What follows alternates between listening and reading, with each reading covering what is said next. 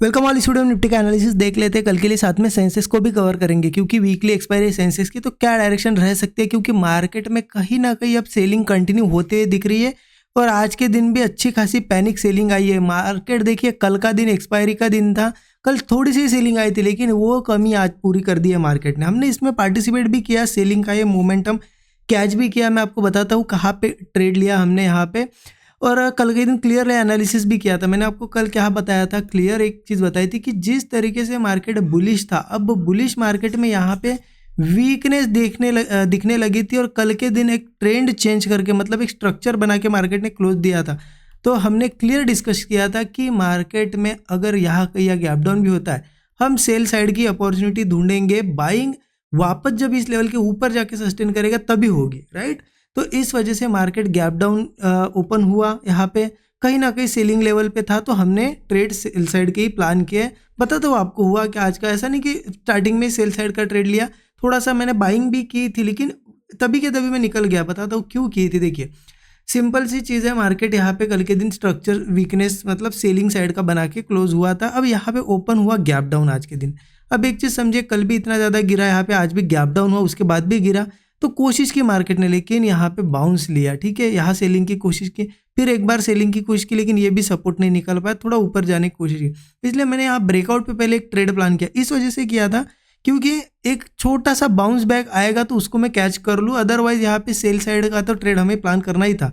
मैं वो bounce catch करने वाला था क्योंकि प्रॉफिट बुकिंग हो सकती थी, थोड़ी सी मार्केट अच्छा गिरा था तो एक दो कैंडल ऐसी बनती थी और यहाँ पे गैप फील होती तो प्रॉफिट मैं बुक कर लेता।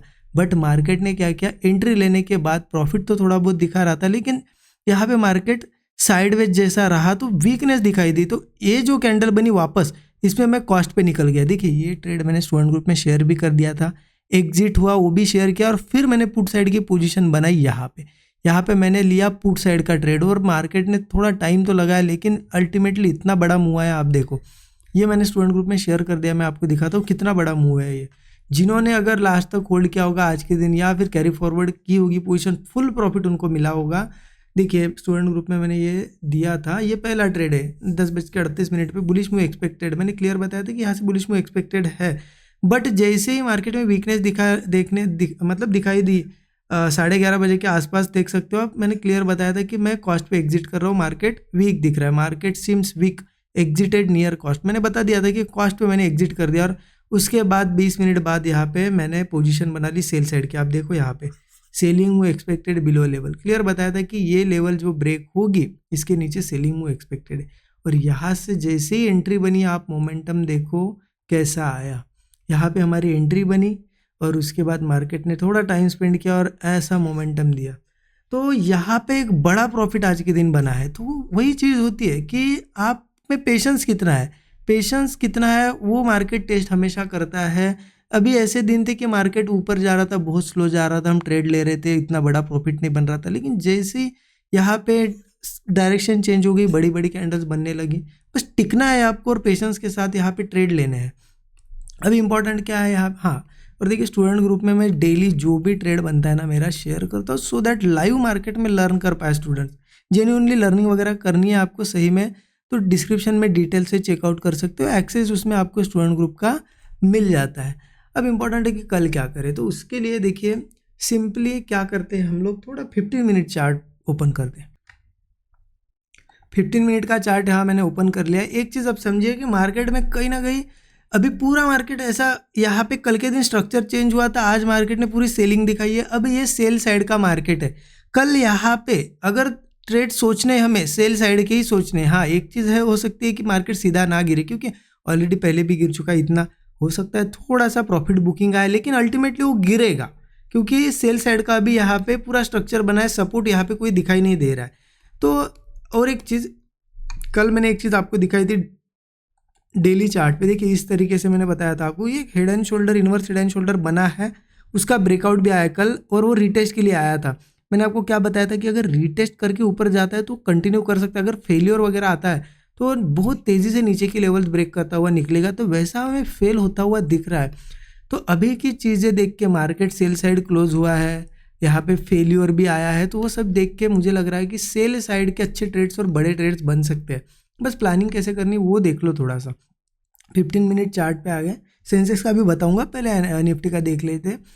तो मेरा व्यू यही है कि मान लो मार्केट यहाँ पे फ्लैट या गैप अप भी हो सकता है, समझ लो कि अच्छा गिरा है, अगर ऐसे तो होना चाहिए कि अप डाउन नहीं, अगर होता है मान लो फ्लैट या गैप अप भी, तो जल्दबाजी में ट्रेड मत लो कि चलो मैं सेल कर लेता हूँ, अच्छी लेवल पे मिल रहा है, नहीं, कितना ऊपर जाता है वो जाने दो, हो सकता है एक हाथ ब्रेकआउट भी दिखाने दो, ट्रैप नहीं होना इसमें, क्योंकि प्रॉफिट बुकिंग आएगी, कुछ सेलर प्रॉफिट भी बुक करेंगे इसलिए ऊपर जाएगा, और ब्रेकआउट भी दिखाएगा, वो फेक ब्रेकआउट होगा बायर्स को फंसाने के लिए, और जैसे ही बायर्स ट्रैप होंगे वो फेल हो जाएगा ब्रेकआउट, फिर सस्टेन करके जब ब्रेकडाउन देगा ना तब हम पूट लेंगे, क्योंकि मुझे यहाँ पे नीचे सपोर्ट दिखाई दे रहा है, यहाँ तक मार्केट तो इजीली आना चाहिए 23,800, उसके बाद है 23,680, 23,630, ये सभी सपोर्ट्स कल के दिन टेस्ट हो सकते हैं या फिर आने वाले दिनों में टेस्ट हो सकते हैं, तो ये इन लेवल्स के लिए हम रेडी है। ऐसा नहीं कि मार्केट गैप अप या फ्लैट ही हो सकता है गैप डाउन भी हो, मान लो अच्छा खासा गैप डाउन हो 800 के नीचे, तो भी हमारा व्यू सेल साइड का रहेगा, लेकिन जल्दबाजी में सेल नहीं करना है,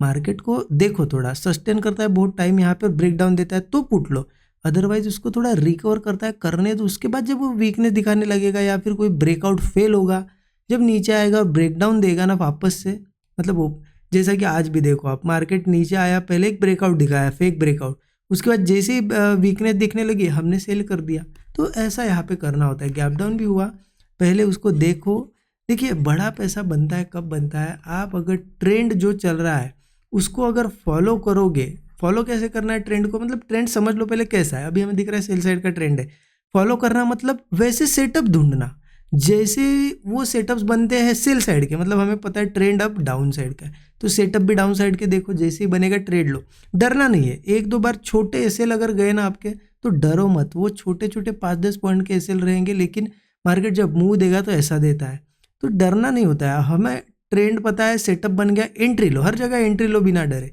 प्रॉफिट बना के देगा मार्केट। तो ये नीचे की लेवल से ठीक है, अगर 23,630 वगैरह ब्रेक होता है तो और बड़ा मुंह आ सकता है। अब सेंसेक्स का क्या है देखिए सेंसेक्स और निफ्टी लगभग सेम चलते हैं, फिर भी मैं अलग से आपको बता देता हूँ।